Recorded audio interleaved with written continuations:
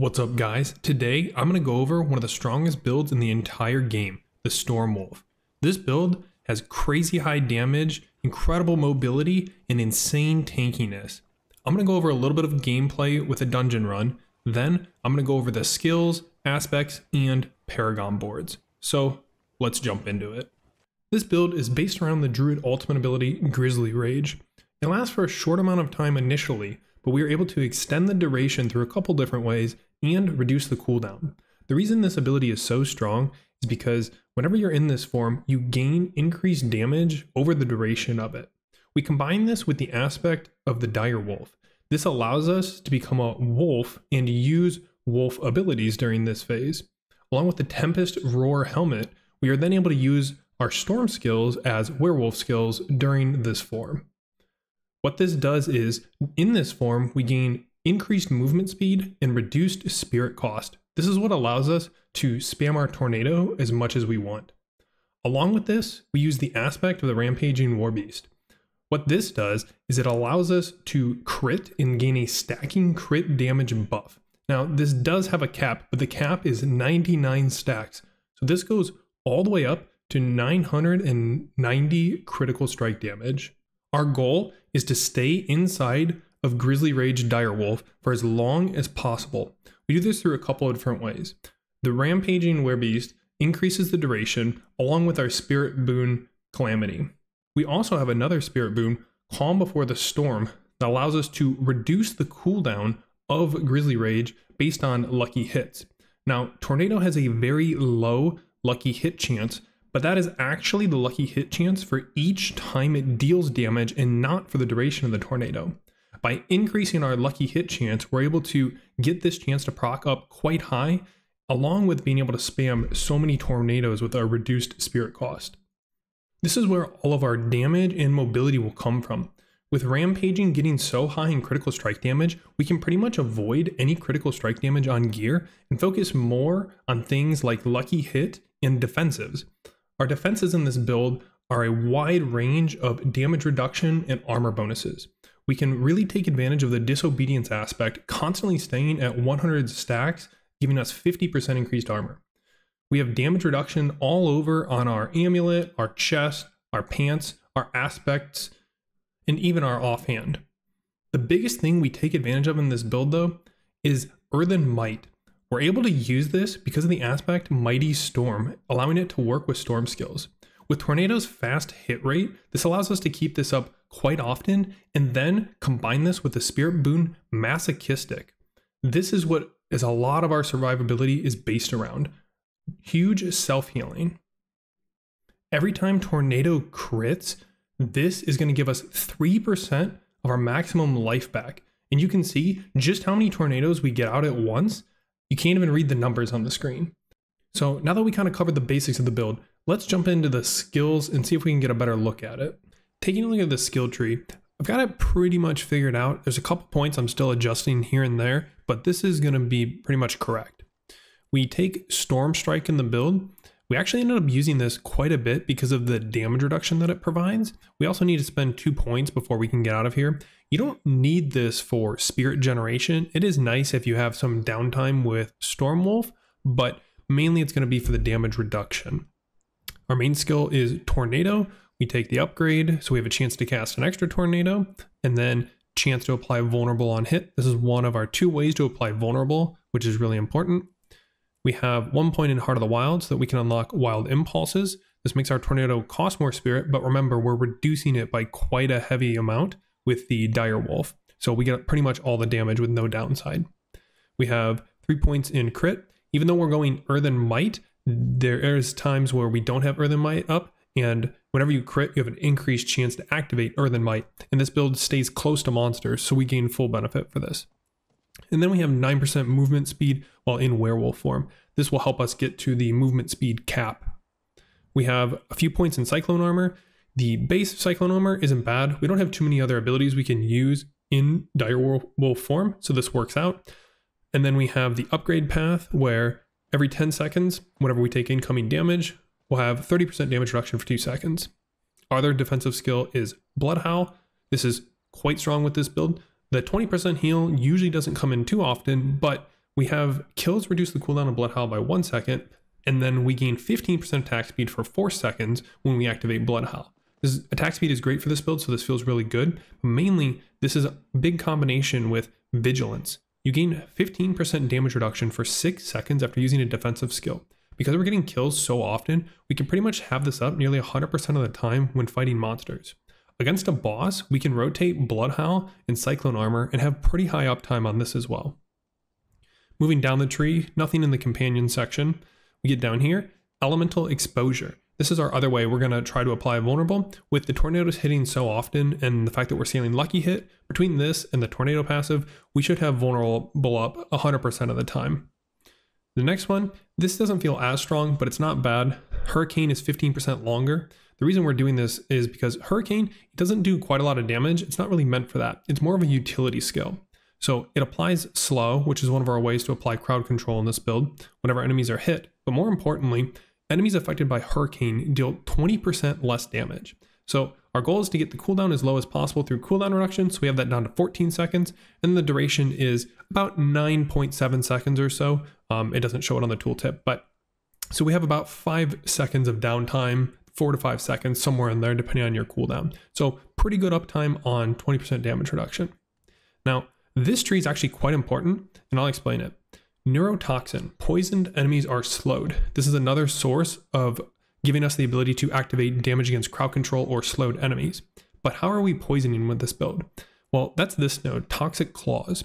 With the Tempest Roar Helm, we actually make it so that our storm skills are werewolf skills, and we activate this node. Anytime our tornadoes crit, we actually apply a poison to the target. This is so important to activate so many bonuses for the Druid. Mainly Neurotoxin right here, which then gives us Envenom. Poisoned enemies take 30% additional critical strike damage. This is insane amount of damage. On top of this, you can actually get this at +3 on your amulet, giving you 6 out of 3 in Venom, all the way up to 60% additional critical strike damage against poison targets. Very good. We have 3 points into Defiance, which just gives us 12% more nature magic damage to elites. This is where we start to kind of get into the extra points that I'm still trying to figure out where I like. I put 2 points in Circle of Life. This really isn't going to give you too much value because of Masochistic, but it's not bad. I did have it in Resonance originally, but the damage we gained off of it didn't feel great since we're not using an Earth skill. Down here though, I've kind of been experimenting with this and really liking it. Defensive Posture, increase the amount of Fortify you gain from all sources, and then Nature's Resolve, 15% chance when struck to fortify you. So with these two combined, plus Grizzly Rage, I feel like it's really helping me to keep my Fortify up. So speaking of Grizzly Rage, we have Grizzly Rage up to 17.5 seconds with Rampaging Werebeast and the Calamity passive. Kills extend the duration by up to 5 additional seconds, so you're looking at a 22.5 second duration while killing monsters. And then we have Unstoppable while we have Grizzly Rage active. Incredibly important. I'm sure if you've been going through dungeons, you notice you get CC'd quite a lot. This makes it feel much smoother. Along with Ghostwalker on our boots, allowing us to move through monsters. We are unstoppable from crowd control, and we can pass through all units. And then behind that, we have 8% base life is Fortify per second while Grizzly Rage is active. This is buffed up by our Defensive Posture, and then Defensive Posture buffs up Nature's Resolve, which gives us more Fortify because we're constantly just running into monsters, taking hits and tanking it. So our Fortify is quite high all the time. Finally, we have Earthen Might, which we activate through the Mighty Storm aspect, which we'll go over in a second. But this makes it so that we have a 5% chance on each tick of every tornado to proc, where we restore all our spirit and cause all our attacks to be guaranteed critical strikes. The Restore All Spirit is nice, but you'll notice that eventually once you get it going, you really don't have spirit problems in general. The big thing is just getting 100% critical strike chance. You can see whenever we're attacking a stunned, immobilized, or knockback enemy, we get 10% more chance. We're not doing any of that, unfortunately, so we're not getting that bonus. But when we crit, we have a 10% increased chance to get it. That's why we want to also still focus crit in the build, even though we have Earthen Might, which can give us 100% crit chance. Next, I'm going to go over our uniques and our aspects. The most important one is the headpiece, the Tempest Roar, which is the only possible reason you can run this build. Do not attempt this build unless you have this headpiece. It makes it so we can use our storm skills in Direwolf form. On our chest piece, our chest and our legs, you can switch whatever you want, but we have Vigorous, which gives 15% damage reduction while we're in Werewolf, And on our pants, we have Disobedience, which gives us up to 50% more armor. Either can go on the chest or legs. For the legs, you can use Temerity, but we've actually found that it does not feel as good or as strong as just getting a lot of damage reduction. I'll go over the stats later.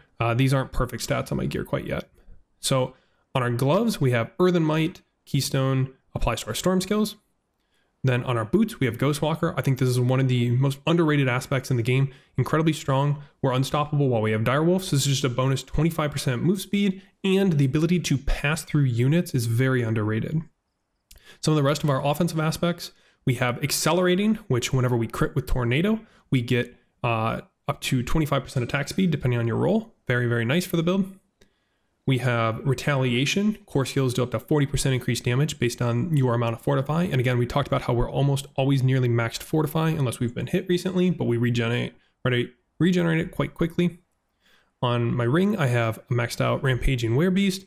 5 seconds. The critical strike damage bonus is not affected by where you put it, so you can put this on your ring. Here we have Tornado will seek up to 3 targets. There's no point in putting this on your amulet at all because of the way Tornado functions after the changes in the server slam. 3 seeks is the most it can do anyway before it times out. So any more seeks than this doesn't do anything for you. On our necklace, this is what's most important. This is where we put the Direwolf aspect. This makes it so we gain 38% movement speed instead of 25, which gets us to the movement speed cap of 200% combined with everything else in the move speed on our boots. And most importantly, the 75% spirit cost reduction, which makes it so the build feels very, very smooth. And whenever we kill something, we heal for 10% of our life. Feels great. For my gems, you can see that I have damage reduction while fortified in all my armor gear. We have quite a lot of damage reduction. In my weapons, I'm using critical strike damage to vulnerable enemies, which they are always vulnerable pretty much from Tornado. And in our jewelry, we have the skulls for armor. Armor turns out is very, very strong. Next, we'll take a look at our spirit boons. In the first row, we have a wariness, 10% reduced damage from elites. Again, you'll notice we're getting tons and tons of damage reduction. Then we have Avian Wrath, 30% critical strike damage, which Earthen Might, we have 100% crit chance quite often. So this is really, really good with that. We have Calamity to extend the duration of our Grizzly Rage by 2.5 seconds. And then in the last row, we have Calm Before the Storm. This recently took a little bit of a nerf, so the build hurt a little bit, but it's still pretty good. And this is why we go for Lucky Hit on our gear. Nature Magic skills have up to a 10% chance to reduce the cooldown of your ultimate skill by 2 seconds. So this is what's going to make it so that you can have close to, if not 100% uptime on Grizzly Rage. Finally, this is the most broken spirit boon and will most likely receive a nerf when people find out how strong it is. Your critical strikes with shape-shifting skills heal you for 3% of your maximum life. There's no lucky hit attached to this. It's quite high. Shapeshifting is very easy to obtain on almost any skill. This is incredibly strong. Take advantage of this while you can. Taking a look at the Paragon board, this is just where I'm at for my level. You'll be able to see the full Paragon board in the build below. So I'll go over the glyphs and the legendary nodes real quick. The glyph we have here is Exploit, which is very, very good. This is going to make it so as soon as we hit a target, we're applying vulnerable on it, so we don't have to rely on that small chance to proc immediately with Tornado, which gives us time to get our tornadoes up to keep the vulnerable up. Later on, I will move this into a different board later so that we can add more decks to it, but for now, it's right here. Going up into here, we have Lust for Carnage. This gives us 2 spirit whenever we crit with our werewolf skills, which is Tornado with Tempest Roar, and we have Earthen Might giving us 100% crit quite often. Over here, we have Heightened Malice. While there are 3 or more poisoned enemies nearby, you deal 45% increased damage. Remember, we're poisoning through Toxic Claws, and nearby is actually quite large, but we're staying in melee with this build pretty often, so this is up almost all the time there's 3 mobs around. Into this board, we have the glyph Earth and Sky. This gives us bonuses to our magic nodes within range, which is damage reduction from vulnerable enemies, which is very, very important. And then storm skill damage, which is nice as well. We have nature magic skills deal 10% increased damage to crowd control or vulnerable enemies. Down here, this glyph that I missed was the werewolf glyph. This gives us 10% damage reduction. Again, more damage reduction while in werewolf form. And then increased damage with willpower and radius. Up here, we have the Thunderstruck node. Storm skills deal 30% increased critical strike damage against vulnerable or immobilized enemies. We have vulnerable all the time. We're always critting. We have lots of crit damage with rampaging. You get the idea. Over here in Constricting Tendrils, I have the Territorial Glyph, again, 10% damage reduction against close enemies, and then damage to close enemies. Eventually I'll be able to grab these nodes here as well. And then we have some decks in the back. This is where I will swap in the Exploit Glyph to, and then put Territorial on the starter board. Back into the Heightened Malice board, we have the Fang and Claw node, which makes it so that our magic nodes are buffed as well. So we have damage to poison enemies, and again, most importantly, damage reduction from enemies that are poisoned. You can see we've buffed up the damage reduction nodes as well. This also gives us close enemies take 12% increased damage from you.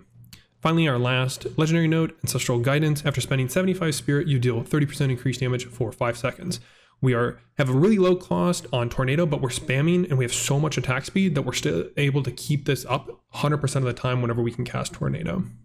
Lastly, I want to touch on my current stats and what your best in slot stats are. So I'll scroll down through my page real quick so you can get an idea of where we're putting the damage. You can see I don't actually have that much critical strike damage because of rampaging and it going all the way up to 990.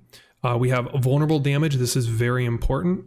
And you can see we can get damage versus crowd control because slow counts as a crowd control.